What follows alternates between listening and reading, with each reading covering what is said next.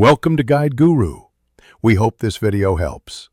You start by signing into your Google account. Make sure you're using the browser profile where your data lives. Once signed in, open Sheets.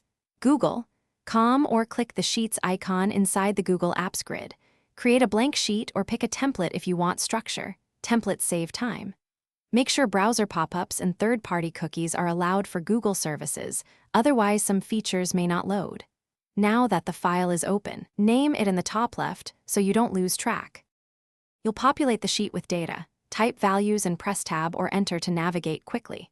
Once you have numbers, use formulas. Start with an equals sign, then functions like equals sum, a2, a10, or equals average, b2, b20. Remember relative versus absolute references. A1 changes when copied, $1 stays fixed. Format important columns as currency, percent, or date so values behave correctly. Finally, apply conditional formatting to highlight outliers. This makes patterns visible at a glance and prevents misreading data. You finish by sharing and securing your work. Click Share, enter emails, and pick Viewer, Commenter, or Editor so permissions match intent.